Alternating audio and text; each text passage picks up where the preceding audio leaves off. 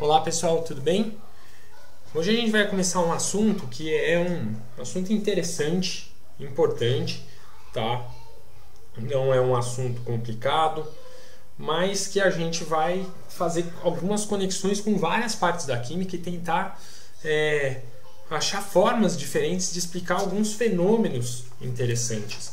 Por exemplo, temperatura de ebulição, temperatura de congelamento, a vaporização ou volatilidade de algumas substâncias, a osmose, o fenômeno de pressão osmótica. E para começar esse assunto, e você vai ver que a gente vai introduzir inclusive uma nova grandeza na química que vai ajudar a gente a explicar esses fenômenos, né? Mas antes disso a gente precisa entender e ampliar um pouco a nossa visão a respeito de transformação de fase. A gente fala de estado, né, físico, mas é conveniente muitas vezes falar de fase, tá? Fase sólida, fase líquida, fase gasosa. E eu não vou aqui ficar revendo o nome dessas transformações, né? Mas a gente amplia um pouco mais isso porque a gente está acostumado sempre a falar de transformação de fase numa dada temperatura, né? Por exemplo, 0 graus Celsius é a fusão da água, 100 graus Celsius é a sua ebulição. Tá, tudo bem. A gente às vezes até esquece de falar que isso é quando a água está submetida a uma pressão de 1 atmosfera.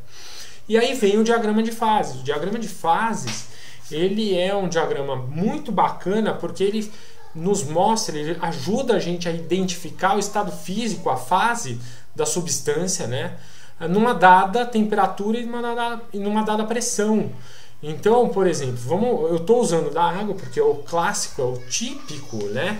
Mas nós temos aqui o seguinte: nós temos, por exemplo, se a gente está aqui no eixo X, aqui, no meu mouse, aqui, siga meu mouse, temperatura em graus Celsius, pressão aqui, certo? No eixo Y, aqui a pressão está, aqui a substância está submetida. Muito bem. Então, se a gente pega, por exemplo, temperaturas menores que 0, né, e submetido a uma pressão de 1 atmosfera, claro que eu defino aqui a região sólida da substância, né? Então, essa primeira região que você está vendo eu circulando com o mouse é a região sólida. Muito bem. Eu vou fixar aqui em 1 atm, a pressão externa é 1 atm, típico, né? Então, eu estou aqui abaixo de 0 graus Celsius, como você está vendo aqui embaixo, eu estou no estado sólido. Claro, se eu mantiver a pressão atm, eu vou passar para a região aqui, aumentei a temperatura de 0, vou passar para a região líquida. E continuo na região líquida até chegar a 100, como você vê aqui. Então aqui de B para A é o típico que a gente está acostumado, nessa linha aqui que eu estou com a minha seta de mouse. Mantenho 1 atm de pressão externa, vou aumentar a temperatura, vai transformar em vapor. Muito bom. Mas ao mesmo tempo a gente consegue manter no sólido aqui, você consegue manter no sólido desde que você fala assim, eu consigo manter sólido com um pouquinho mais de 0 graus Celsius? Consegue. Você consegue manter no sólido desde que você baixe a sua pressão externa, tá? A mesma coisa aqui que a gente tem aqui. Eu estou com um vapor. Eu consigo consigo pegar o vapor de água e transformar ele em líquido a temperatura fixa? Consegue. Você pega aqui no 100, se você está abaixo a pressão, como a gente está aqui, tipo 0,006 atm, aqui a 100 graus Celsius, se você começa a aumentar a pressão, opa, o vapor de água vira líquido, certo? Ou seja, você consegue trabalhar com isso, falar assim, em múltiplas transformações de estado nesse diagrama. Por exemplo, se eu estou com um gelo a baixa pressão e, por exemplo, aqui 0,003 atm e vou aumentando a temperatura, tá? Aumentou, sei lá, menos 100 e poucos graus Celsius. E vou aumentando a temperatura, eu consigo passar essa água para o estado de vapor diretamente. Então, ou seja, fazer o processo de sublimação né? Então esse diagrama é um diagrama importante porque ele indica multiplicidade, né, de transformações e consegue mostrar para a gente o efeito da pressão e as regiões exatamente que você consegue manter para todas as temperaturas e todas as pressões o sistema sólido, para todas as temperaturas e todas as pressões o sistema líquido, e para todas as temperaturas e todas as pressões o sistema no estado de vapor, né? Então ele é um diagrama muito poderoso nesse sentido. Ele mostra também esse ponto de cruzamento das três curvas aqui, curva azul, curva roxa e curva verde, que é o ponto triplo, onde as três fases convivem, é um ponto extremamente instável. E nós temos também aqui o ponto crítico, e o ponto crítico vai indicar exatamente que a partir dessa temperatura, a partir dessa pressão, nós temos que um gás não consegue passar para o estado líquido simplesmente somente mexendo com a pressão ou somente mexendo com a temperatura. Você tem que mexer com os dois. Aliás, essa é a diferença entre o gás, olha a seta do mouse, e o vapor. O vapor você consegue passar para o estado líquido ou para o estado sólido mexendo somente às vezes com a pressão do sistema, né, externa.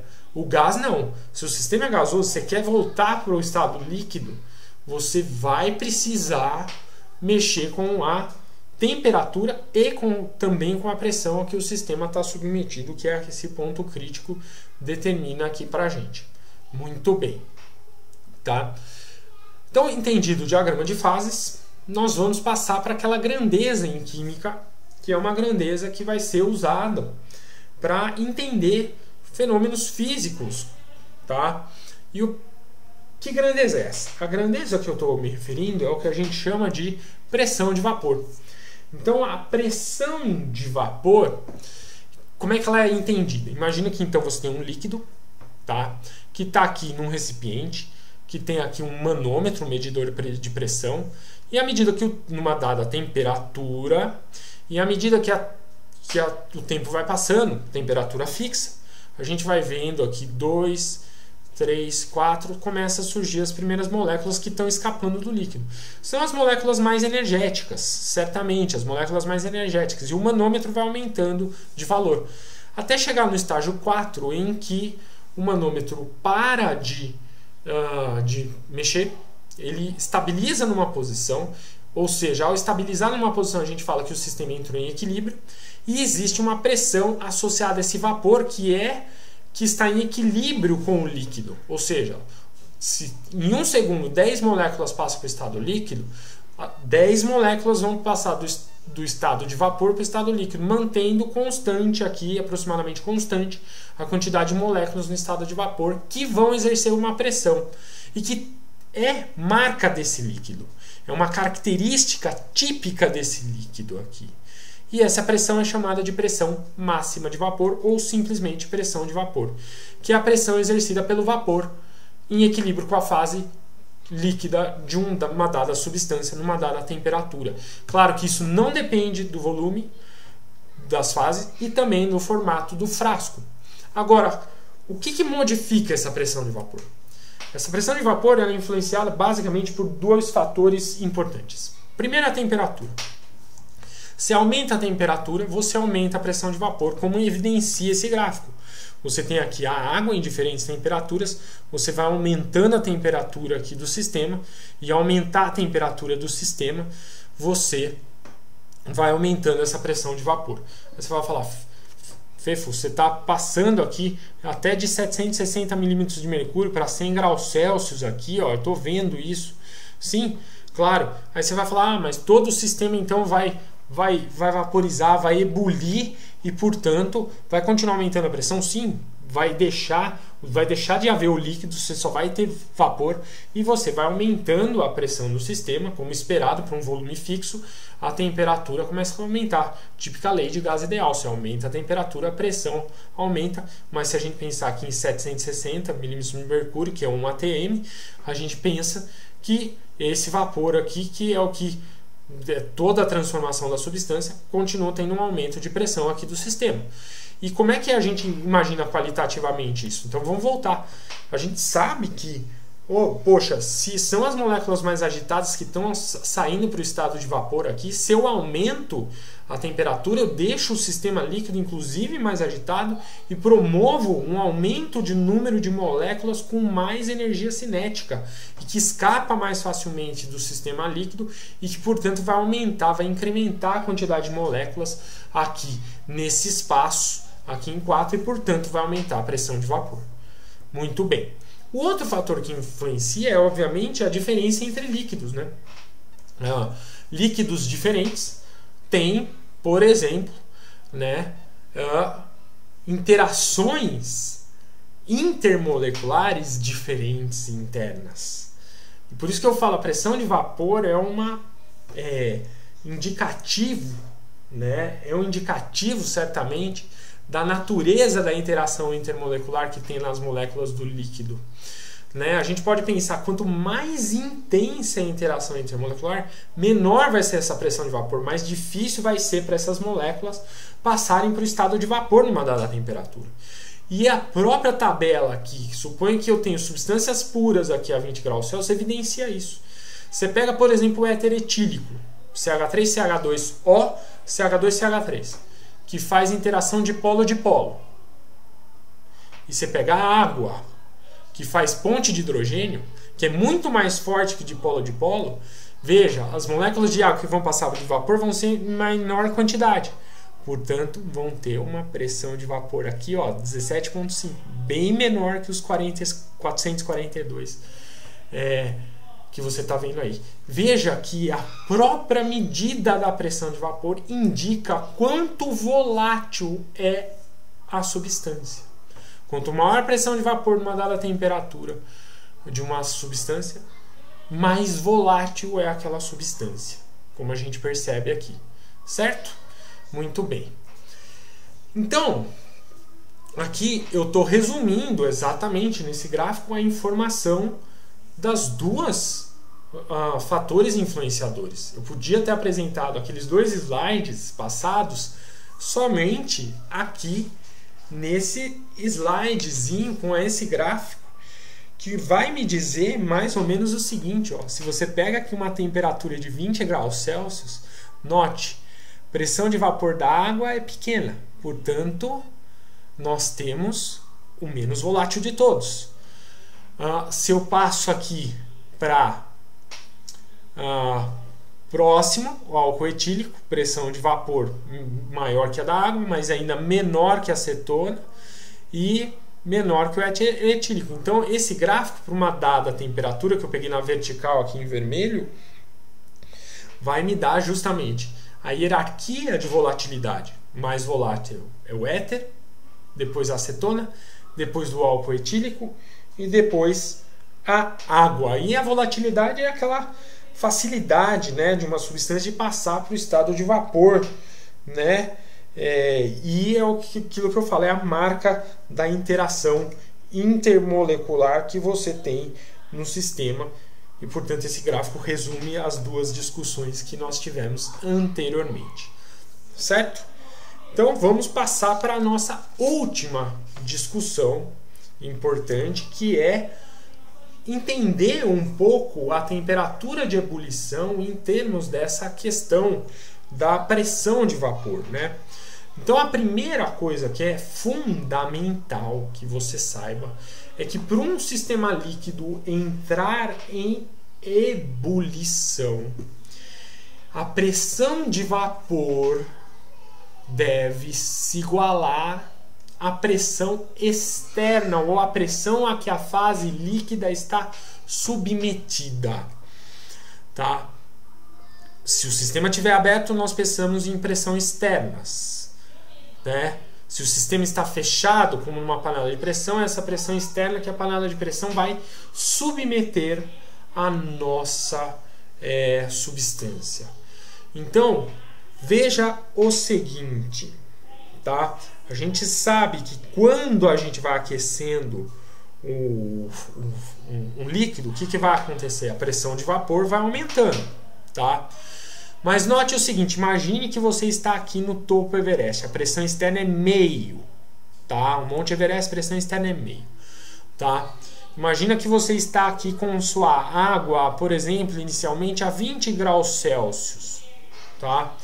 Então, note o seguinte, a água a 20 graus Celsius tem uma pressão de vapor que a gente viu, né? A pressão de vapor a 20 graus Celsius, ela é bem pequenininha aqui, ó. Vamos voltar a 20 graus Celsius, ela é 17,5 milímetros de mercúrio, tá?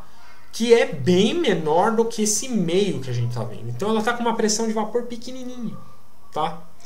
Então o que você vai ter que fazer? Vamos aquecer, eu quero ebulir isso daqui. Então aqueço, a pressão de vapor aumenta. Aqueço, a pressão de vapor aumenta. Vai aquecendo, a pressão de vapor aumenta. Quando é que o sistema vai entrar em ebulição? Muito simples.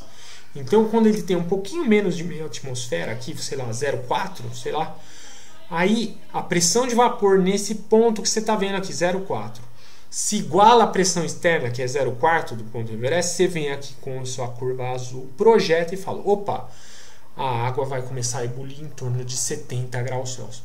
Olha como faz a consistência. Se a pressão externa aqui do eixo Y é 1 atm, tá? Aí, ó, o que eu faço para descobrir a temperatura de ebulição? Eu pego, venho aqui, projeto na curva a hora que eu vejo, opa, 100 graus Celsius. E a panela de pressão?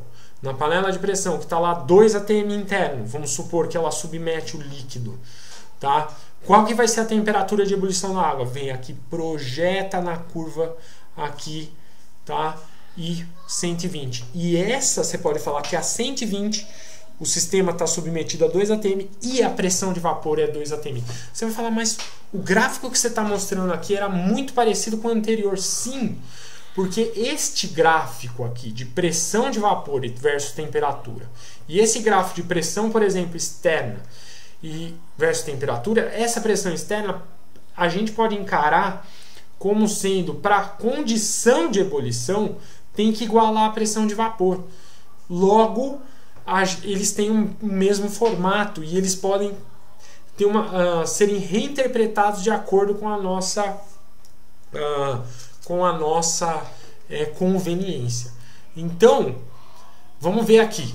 Vamos ver se a gente entende. Entre duas substâncias puras, aquela que for a mais volátil apresentará menor temperatura de ebulição. Então, isso é fundamental. Você conecta a ideia de volatilidade com a temperatura de ebulição. Note o seguinte, vamos imaginar que nós queremos aqui, nós colocamos várias substâncias nesse gráfico aqui. Várias substâncias nesse gráfico. Éter, acetona, álcool etílico e água. Imagina que nós queremos comparar as diferentes temperaturas de ebulição. Você vai falar a quanto? A 1 atm, a 760 milímetros de mercúrio. Então o que eu faço? Pego o gráfico de pressão externa e temperatura. Pego 760. Projeto aqui nas curvas. Então projetei éter etílico, deu 34,6. Acetona deu 56,5. O álcool etílico deu 78,3. E a água deu 100 graus Celsius. Repara, menor temperatura, álcool etílico. Depois acetona, depois álcool etílico e depois água. Éter etílico é menor temperatura de ebulição. Acetona, álcool etílico e depois a água. Ordem crescente de ponto de ebulição. Veja, por exemplo, a reinterpretação desse gráfico. Se esse gráfico fosse pressão de vapor e temperatura a que o sistema está submetido, a temperatura que o sistema está. Imagina que o sistema está 34,6. Aquele que tem menor pressão de vapor seria a água, aqui, ó. Portanto, o menos volátil. Tá? Depois o álcool, depois a acetona, depois o éter. Ou seja, aquela mesma análise que eu vou voltar, desculpa, que a gente fez aqui na vertical com a temperatura. E a gente está fazendo uma análise equivalente, projetando aqui na horizontal e rebatendo aqui no eixo X, para vendo a hierarquia das temperaturas de ebulição. Por isso que você analisar temperatura externa, temperatura idêntica para as substâncias, para ver a pressão de vapor, e pensar que quais são as mais voláteis, é equivalente a pensar que projetando aqui exatamente nesse gráfico vão apresentar a menor temperatura de ebulição. Então é um resultado geral, quanto mais volátil, menor a temperatura de ebulição, certo? Então eu espero que você tenha entendido a relação da pressão de vapor com a temperatura do sistema, que tenha entendido a relação com a volatilidade, tenha entendido o conceito, o diagrama de fases e que tenha entendido a conexão entre a pressão de vapor e as temperaturas de ebulição. E a gente se vê na próxima aula, em que a gente vai começar a entender alguns outros fenômenos físicos e começar a mexer também quando a gente joga algumas substâncias em outras, certo? Grande abraço e a gente se fala e se vê na próxima videoaula.